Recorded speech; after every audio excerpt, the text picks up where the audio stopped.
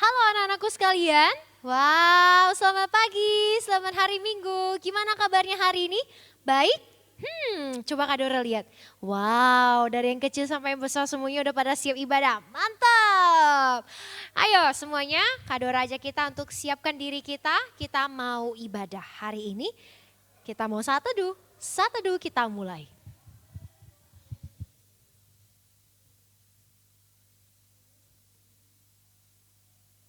Saat teduh selesai, ibadah pada pagi hari ini Kak Dora buka dalam nama Allah Bapa, Allah Putra, Allah Roh Kudus. Amin. Kak Dora mau ajak kita semua nyanyikan lagu Hormat bagi Allah Bapa dengan sungguh-sungguh dari hati kita datang ke hadirat Tuhan dengan rasa hormat dan penuh syukur karena Tuhan begitu baik mengasihi kita, memelihara kita sepanjang minggu ini. Hormat bagi Allah Bapa.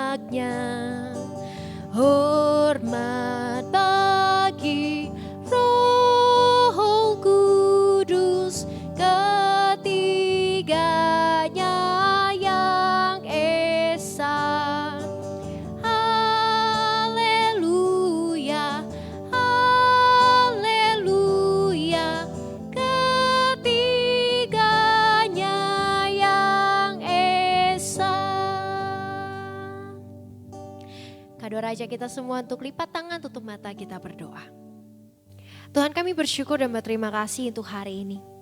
Kami boleh beribadah kembali, ini semua karena pertolongan Tuhan. Tuhan, berkatilah setiap kami. Layakkanlah kami untuk boleh mengikuti ibadah dengan baik meskipun di rumah kami masing-masing. Buka hati kami, buka pikiran kami, buka telinga kami. Supaya kami boleh dengan sungguh-sungguh mengikuti ibadah, mendengarkan firman Tuhan dan bertumbuh berbuah di dalam Tuhan. Di dalam nama Tuhan Yesus kami berdoa dan bersyukur. Amin.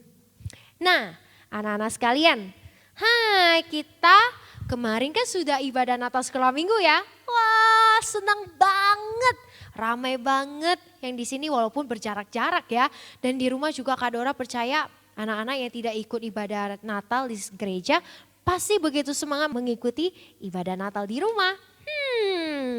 Kak Dora mau ajak anak-anak untuk nyanyikan sebuah lagu. Padang rumput yang sunyi, gembala jaga domba. Kak Dora, kenapa sih malaikat harus hadir kepada para gembala? Ini menunjukkan besar dan cinta kasih Tuhan itu tidak pandang rupa. Tidak hanya lihat dia orang kaya, raja-raja, tapi juga datang kepada mereka yang terpinggirkan. Zaman dulu para gembala itu adalah orang-orang yang terpinggirkan. Nah, kita mau nyanyikan lagu ini bersama-sama ya, Padang Rumput yang Sunyi. Dengan semangat yuk semuanya tepuk tangan ya.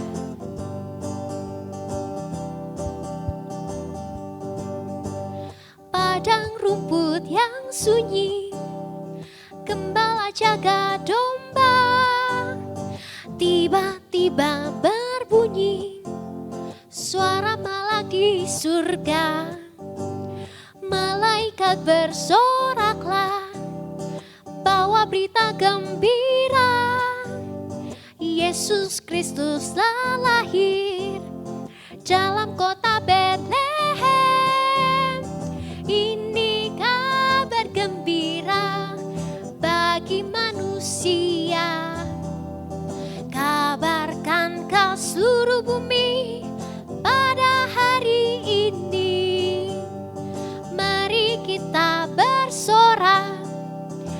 puji mulia baginya, damai bagi manusia, mulia bagi Allah.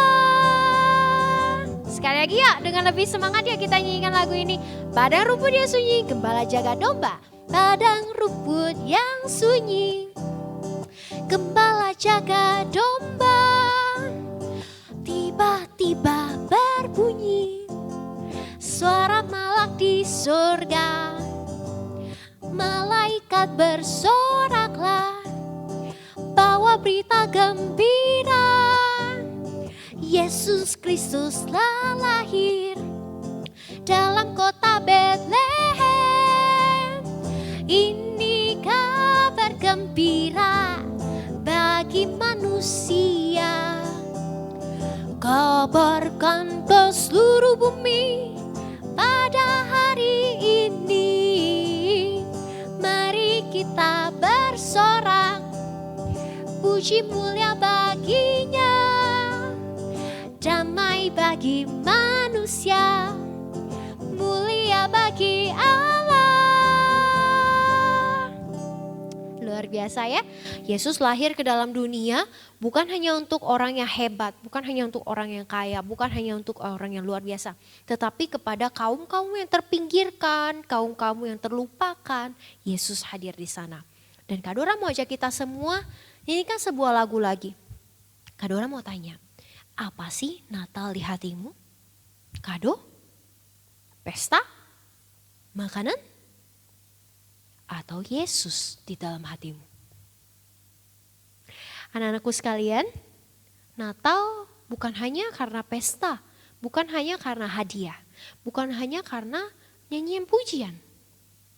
Tapi Natal yang sesungguhnya ialah kelahiran Sang Juru Selamat di dalam hati dan hidup setiap orang yang percaya kepadanya. Itulah Natal yang sesungguhnya, Natal di hati kita. Kita angkat pujian ini bersama-sama, Natal di hatiku. Bagi anak-anak yang sudah bisa lagu ini, kita nyanyikan bersama-sama ya. Tapi yang belum bisa gak apa-apa, kita belajar bersama lagu ini.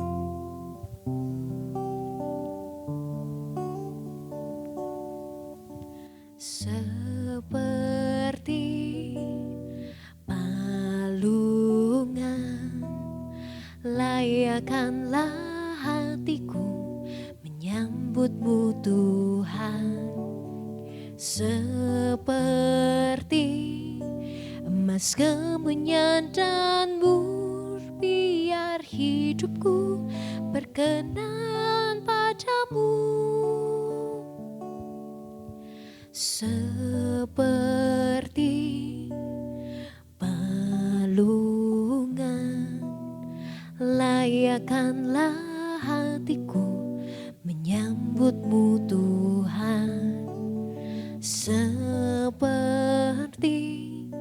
emas kemenyan dan mur, biar hidupku berkenan padamu.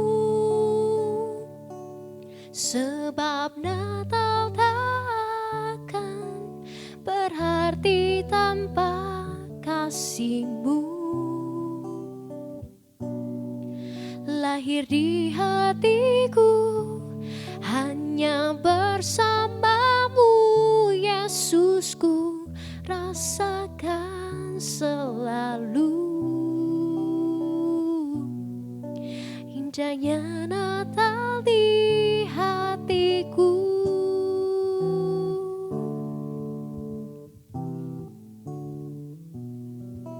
Sama-sama kita katakan, sebab Natal takkan berarti apapun tanpa kelahiran-Mu dalam hatiku. Sebab Natal takkan berarti tanpa kasih-Mu.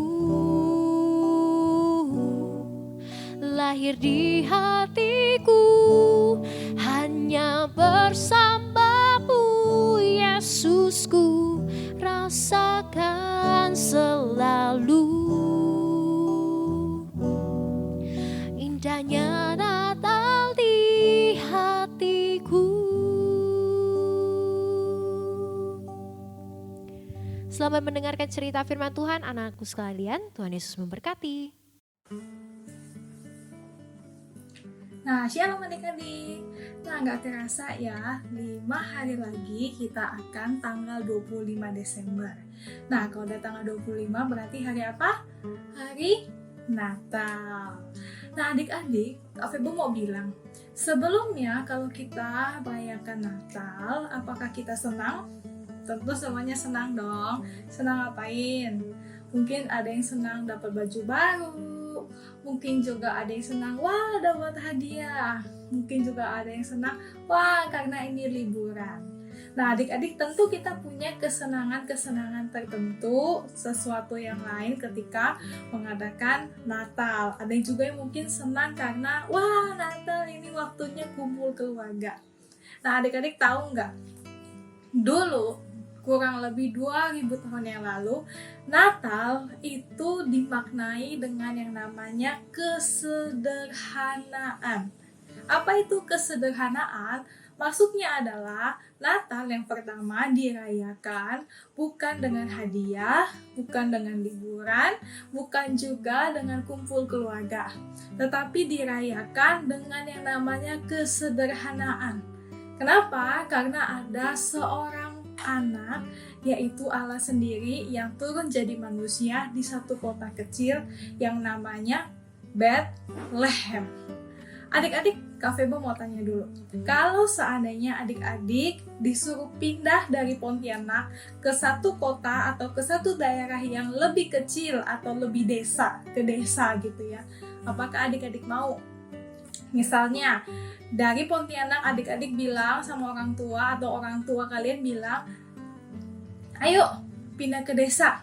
Nah di desa itu ternyata tidak ada wifi, tidak ada sinyal HP, tidak ada apalagi listrik, kemudian kalau mau ke kamar mandi itu jauh. Nah gimana adik-adik, mau atau enggak?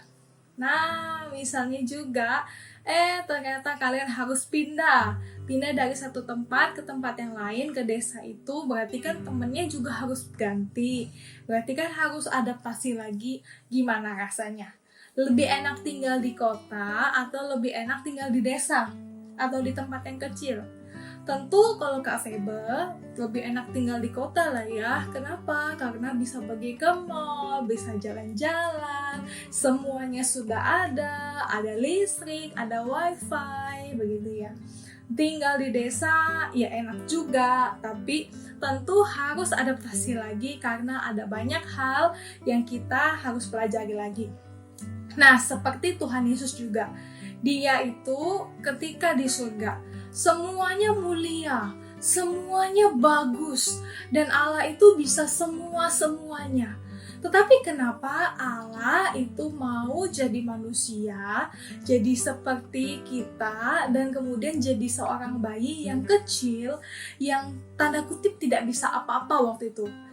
Yesus Allah di dalam diri Yesus Kristus ketika jadi seorang bayi sama, dia juga nangis, dia juga nggak bisa jalan, tiba-tiba harus disusuin, harus dikasih makan, harus belajar ngomong lagi, semuanya sama. Dan kemudian kenapa dia pilih satu kota yang namanya Bethlehem?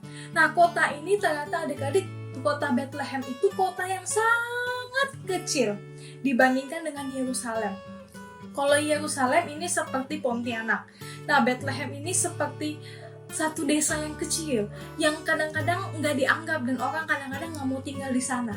Kenapa Allah di dalam diri Yesus Kristus dia pilih satu kota yang namanya Bethlehem? Nah ini menunjukkan bahwa dari satu kota yang kecil itu dipakai Tuhan dengan luar biasa untuk dapat menyelamatkan satu dunia. Nah adik-adik, dan dia Yesus Kristus itu juga Allah yang mau merendahkan diri jadi seorang bayi kecil yang tidak dapat melakukan banyak hal, tetapi dia tetap Allah. Nah di situ menunjukkan bahwa ternyata dari hal yang kecil itu dapat mempengaruhi seluruh dunia. Dari hal yang kecil ternyata kita dapat melakukan sesuatu hal yang besar. Nah demikian juga dengan diri kita adik-adik. Mungkin saat ini kita berpikir, aku masih kecil kak, aku gak bisa apa-apa kak, aku ini siapa sih kak. Nah ternyata seperti Bethlehem Dari satu kota kecil, mungkin dia yang paling kecil di antara kota-kota yang lain. Tapi dari satu kota yang kecil itu muncullah seorang yang besar yang menyelamatkan dunia. Nah adik-adik, meskipun kita kecil, tetapi kalau kita mau dipakai Tuhan, kalau kita mau memberikan diri kita untuk melayani Tuhan, kita itu akan dapat melakukan hal yang besar. Tentu bukan kekuatan kita, tentu bukan karena kehebatan kita, tetapi karena Tuhan Yesus yang ada di dalam diri kita, yang memampukan kita untuk dapat melakukan hal yang besar. Karena itu adik-adik, mari kita terus seperti lilin-lilin yang menyala di tengah kegelapan. Coba seandainya kita lagi gelap-gelapan gitu ya, atau lagi mati lampu. Adik-adik nyalakan satu lilin ataupun satu korek api gitu yang kecil gitu ya, itu pasti akan dapat dilihat di dalam kegelapan. Nah, seperti juga dengan kita, ketika kita bilang, oh aku kecil, oh aku nggak bisa, oh aku nggak inilah, aku nggak itulah, dan lain sebagainya. Tapi ketika kita menyala bersama dengan Kristus di tengah kegelapan, maka semua orang itu dapat melihat. Nah adik-adik, inilah PR buat kita. Di tengah Natal, di tengah kesukacitaan yang mungkin akan kita alami ketika nanti tanggal 25 atau sebelumnya atau setelahnya, jangan lupakan ada Kristus Allah yang menjadi manusia. Dia mau merendahkan diri dan dia mau datang di satu kota kecil yang namanya Bethlehem. Dari kota kecil itu dapat mengubah seluruh keadaan dunia. Nah, sama juga dengan kita. Allah yang telah menjelma jadi manusia itu sekarang mau lahir di hati kita. Di satu tempat yang kecil, yaitu kita ini, yang adalah masih manusia yang kecil ini. Tetapi meskipun kita kecil, kalau kita setia dan mau dipakai oleh Tuhan, kita juga akan dapat melakukan hal yang besar. Mungkin itu bersaksi bagi orang yang belum percaya, mungkin itu juga melayani bagi orang-orang yang membutuhkan, mungkin juga kita nabung dikit, kemudian kita bawa ke gereja, ini mau dipakai untuk pekerjaan Tuhan, bisa juga. Mungkin juga kita bisa berdoa dan kita bisa mendoakan banyak hal. Nah, karena itu adik-adik jangan merasa, oh aku kecil, akhirnya kita tidak bisa melayani Tuhan karena perasaan, oh aku kecil itu dan aku tidak bisa apa-apa. Karena itu rendahkanlah hati kita dan tetaplah dipakai oleh Tuhan. Tuhan memberkati, selamat Natal, selamat merayakan Tuhan yang hadir dalam hidup kita. Mari kita berdoa. Bapa di surga, Tuhan terima kasih untuk waktu yang Tuhan berikan kami boleh merenungkan kebenaran firman Tuhan. Tuhan tolong kami sekalipun kami kecil, kami mau dipakai untuk Tuhan dan memuliakan nama Tuhan setiap waktu. Terima kasih Bapa, di dalam nama Tuhan Yesus Kristus kami berdoa. Amin. Tuhan Yesus memberkati, jangan lupa untuk tetap setia sama Tuhan. Dadah.